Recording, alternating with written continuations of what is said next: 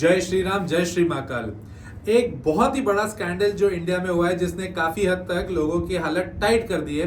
काफी दिन से आप सोशल मीडिया पे उसके बारे में सुन भी रहे होंगे। आज उसी कंपनी को मैं आपके सामने डिटेल में बता रहा हूं कि एग्जैक्टली हुआ क्या है। और इस वीडियो का मेन पर्पस ये नहीं है कि इस कंपनी में क्या हुआ है। इस वीडियो का मेन पर्पस ये है कि आप ये चीज सीखो कि आपको ऐसी कंपनी क्यों अवॉइड करनी है और क्या क्या ऐसे पॉइंट्स होते हैं जिनको देखकर आपको ये समझ आ जाना चाहिए कि इस कंपनी में मैं इन्वेस्ट नहीं करूंगा। राजेश एक्सपोर्ट्स की बात मैं नहीं कर रहा हूं, मैं बात कर रहा हूं ओवरऑल इस सेगमेंट की। ओवरऑल ऐसी कंपनीज में जहां पर रेड फ्लैग्स दिखते हैं हम अवॉइड करते हैं।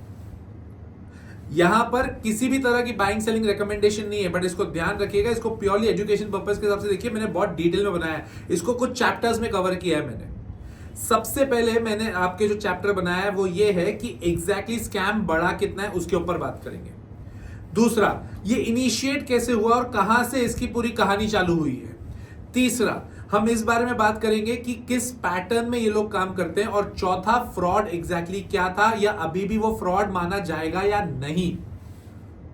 ये अलग बात है कि इस वीडियो के एंड तक आते आते आपका कुछ हद तक पर्सपेक्टिव इस केस को लेके भी हो सकता है थोड़ा डिफरेंट हो, क्योंकि कंपनी ने वहां पर कुछ अलग अपने जस्टिफिकेशंस भी दिए हैं, उसको भी मैं वहां पर कवर करूंगा।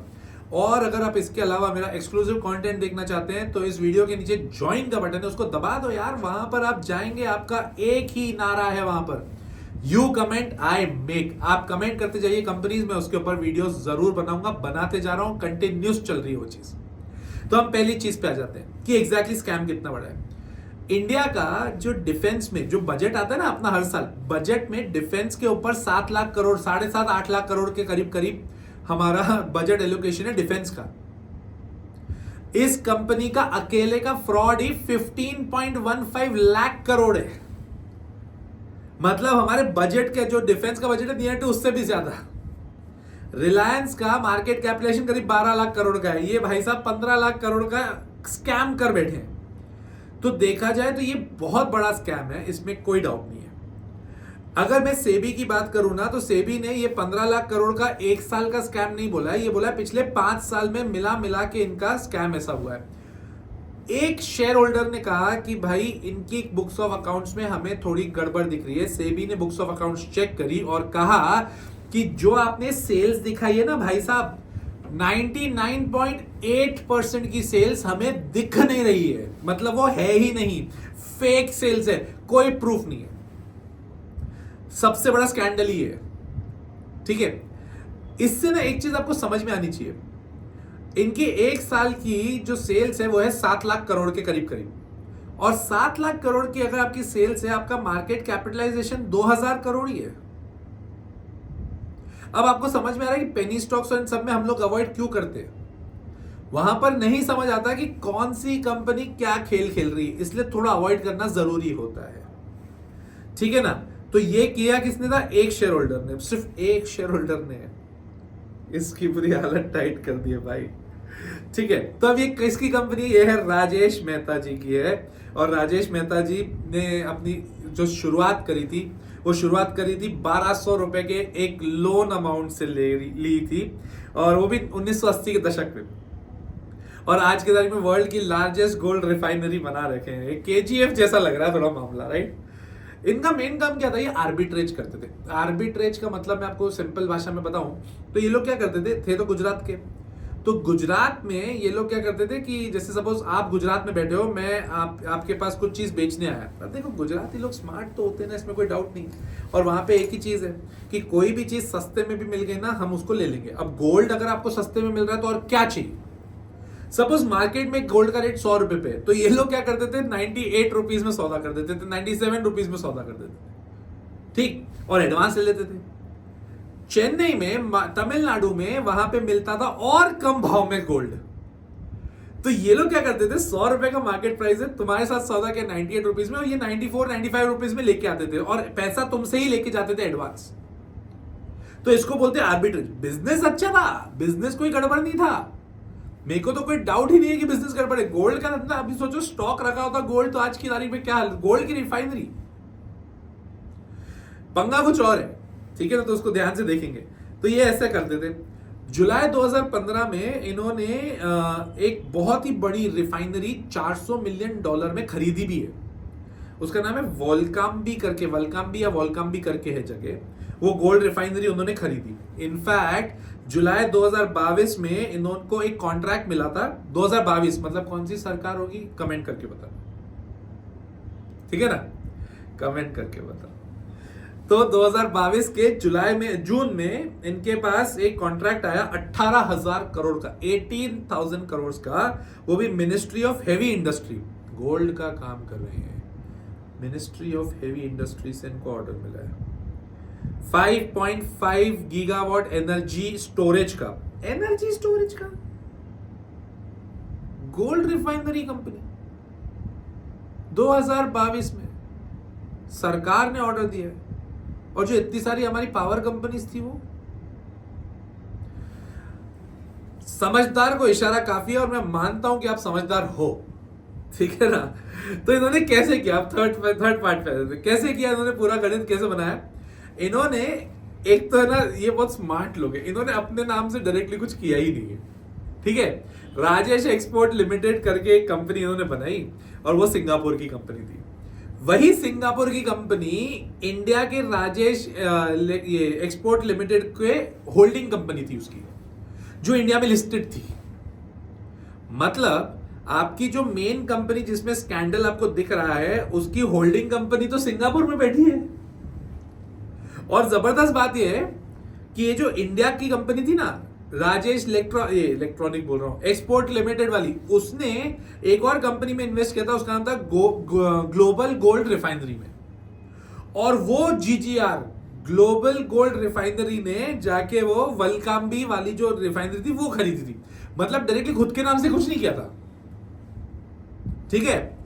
तो ये किया क्या, अब आप 2 मिनट सोचो। इन्होंने अपनी सब्सिडरियां बनाई है ना, तो खुद का धंधा और सब्सिडरी का धंधा मिला के आप जब प्रोडक्ट बनाओगे, मिला के अपनी बैलेंस शीट बनाओगे, तो उसको बोलते हैं कंसोलिडेटेड बैलेंस शीट। और अपनी अपनी मतलब जो होल्डिंग कंपनी थी उसकी और जो सब्सिडरी थी उसकी अलग अलग बनेगी, उसको बोलते हैं स्टैंड अलोन। तो इनकी स्टैंड अलोन में इनका जो टर्नओवर है वो है 7,000 करोड़ का। अच्छा टर्नओवर है, 7,000 करोड़ का। बट अगर कंसोलिडेट कर दूं, सबको मिला लूं, तो 4.5 लाख करोड़ का है भाई साहब। और मेरे को ना और चुभता पता है क्या है, कि 7 लाख करोड़ का आपका टर्नओवर साल का है,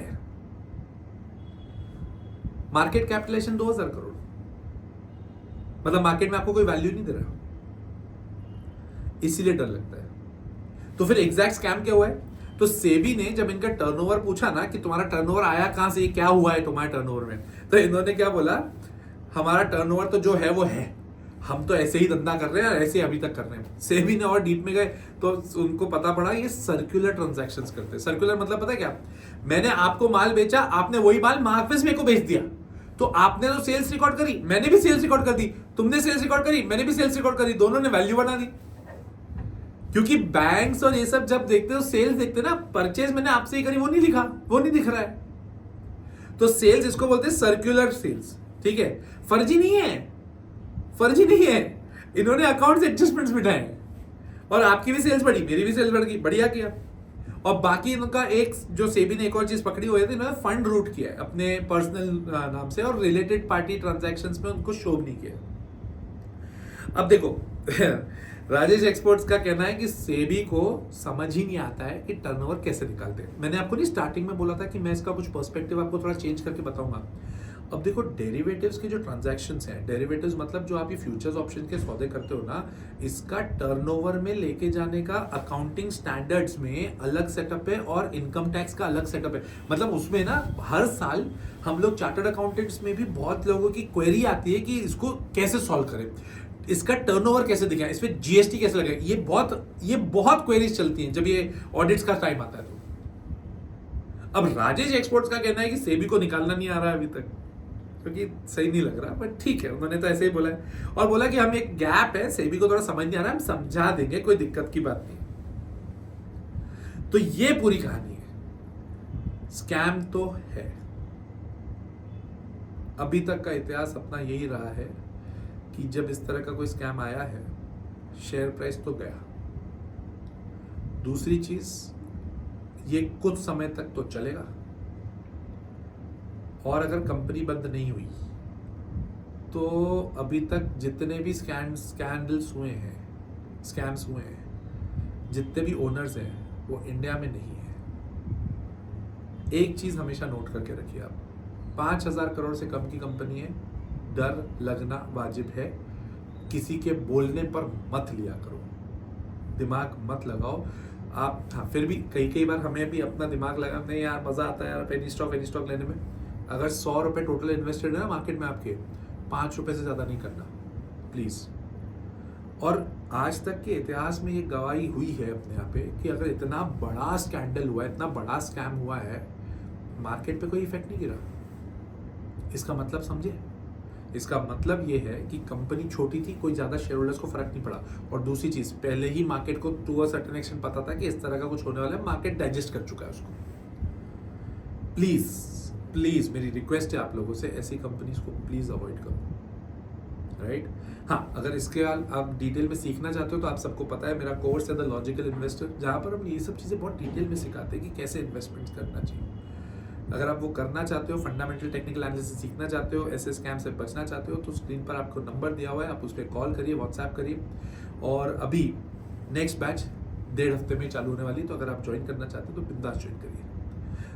कमेंट करके बताइएगा और कौन सी कंपनी पे डिटेल वीडियो चाहिए, मैं जरूर बनाऊंगा जैसे भी बना रहा हूँ। टिल देन, जय श्री राम, जय श्री महाकाल।